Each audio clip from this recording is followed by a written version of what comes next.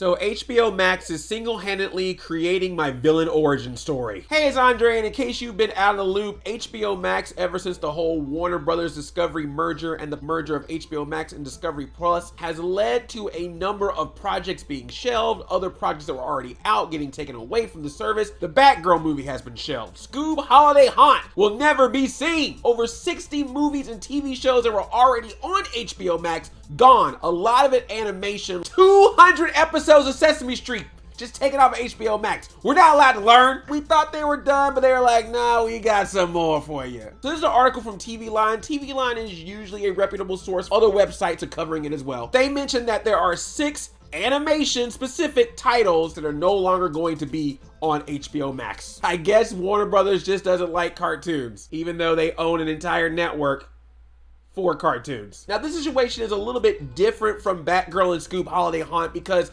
even though these shows and movies are not going to HBO Max, they're still being worked on. It says here in the article, TV Line hears that all 6 projects, mostly from Warner Brothers Animation, will continue production while they are shopped to other outlets. Now, I'm assuming that means they can still show up on Cartoon Network. Cartoon Network has a block, Acme Night block, where they show a lot of mainstream movies and TV specials, and it was said that a lot of these titles were going to end up in that block. So I'm guessing that's still a possibility. Or they could be talking about shopping them around to other networks, but I don't understand. If you have HBO Max, which is the place for Warner Brothers content, why would you be selling Warner Brothers content to others who are also trying to create their own streaming services to show off their products? Like, are you gonna go to Paramount Plus or Peacock? Is Disney Plus gonna show Batman all of a sudden? They got their own stuff. Except for Avatar, which is gonna be off there temporarily so you can go see it again in the movie theater, but it'll come back.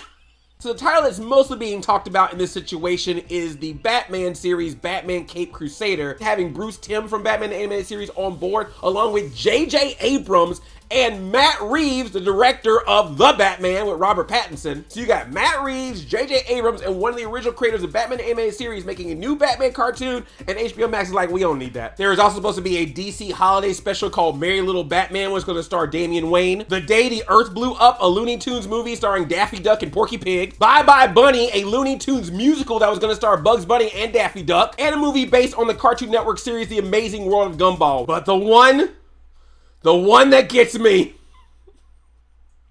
Why did I do that to the holidays? A Steve Urkel story. We were gonna get a Steve Urkel animated Christmas movie. And Jaleel White, he was gonna be the voice of Steve Urkel for this holiday special.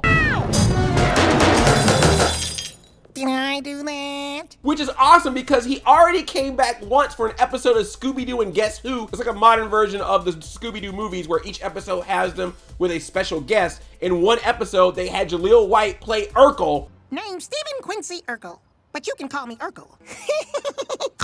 And they even had the Urkelbot in it and everything. So when they made the announcement that this was getting made, I was so excited for this because I was like, yes! Steve Urkel needs to be a cartoon. Even when Family Matters first came out back in the day, I used to always joke about, why do we not have a Steve Urkel cartoon? Just the same way that Punky Brewster had a cartoon and Mr. T had a cartoon and Chuck Norris had a cartoon. Happy Days, Vernon Shirley, Mork and Mindy, they all had cartoons. Urkel should have had one too. I always thought they would probably make him like a little bit younger, like a little Urkel, you know, just to kind of fit with the whole Flintstone Kids, Tiny Toons, Tom and Jerry Kids aesthetic. I'm guessing maybe because Jaleel White was busy voicing Sonic the Hedgehog, but I was like, Jaleel White voicing Urkel in a cartoon just makes sense. Family Matters, over time, eventually became a science fiction cartoon in live action form. So it only would have made sense to have Steve Urkel and his inventions cause a bunch of adventures in animated form on Saturday mornings, but being able to do that in cartoons that you can't do in live action sitcoms, even though Family Matters came pretty close. I mean, they had a transformation chamber that turned Steve Urkel into Stefan Urkel, and then they cloned Steve Urkel, and they turned his clone into Stefan Urkel. Not to mention they made like a teleportation pad that sent him to Paris for 3 episodes.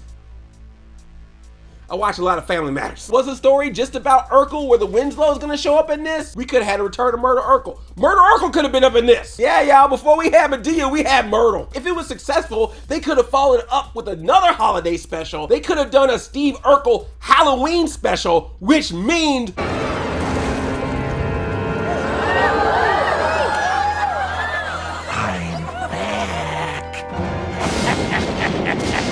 we could have had an animated version of Stevel. Do you remember Stevel? Stevel was that evil like Child's Play Chucky puppet, a ventriloquist dummy that Steve had that came to life. He even got a partner named Carlsbad, which was like a dummy version of Carl. They could have done a Stevel animated movie special for Halloween.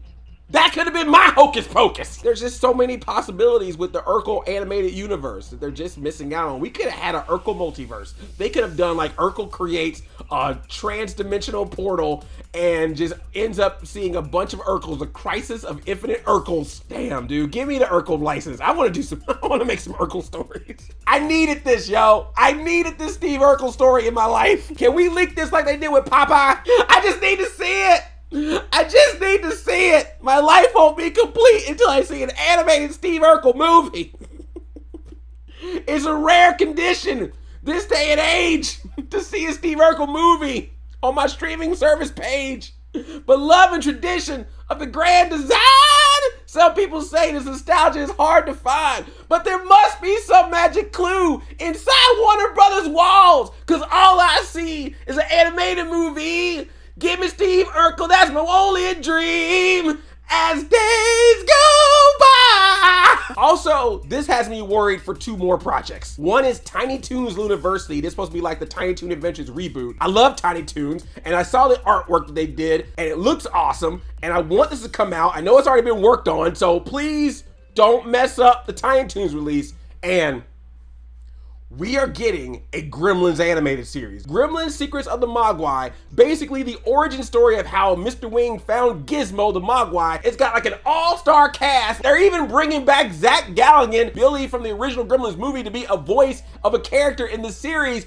Don't you dare take Tiny Toons and Gremlins from me. I don't understand any of this. Like, I know it's all about this, tax write-off, saving money, whatever, but it's just, all of this is just confusing to me. And it's just confusing me because Warner Brothers, in my opinion, has everything that someone like Disney has. Disney has Mickey Mouse and Company. Warner Brothers has the Looney Tunes, Hanna-Barbera, Scooby-Doo. Disney has Marvel. Warner Brothers has DC. They might still have Lord of the Rings, but not anymore. Amazon's like, nah, man, we want them hobbits with prime shipping. Not to mention all the other properties that they have. If you don't understand how many properties that Warner Brothers has, play around the multiverses. They just have a lot of stuff. So I just would like to see that stuff being used in a service like this. Because in the fact that in the 2020s, we could have actually gotten a Steve Urkel animated movie, that just means so much to me. Or the fact that Looney Tunes are gonna have new movies. I'm like, that's how you take classic properties and do new things with them. Or you take the team that worked on cool stuff like Batman animated series, have them do something new. Like, that's how you do it, particularly with these streaming services. But I'm not giving up hope. Like they said, these aren't completely canceled. They're still in production. They're just gonna be shopped around.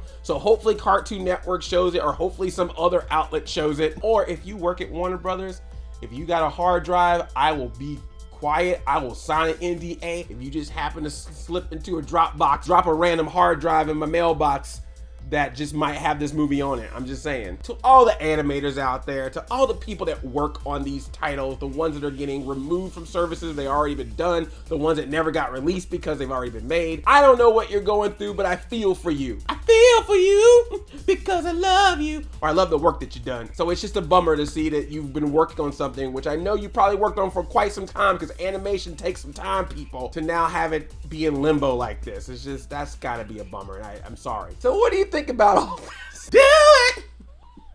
Everybody do the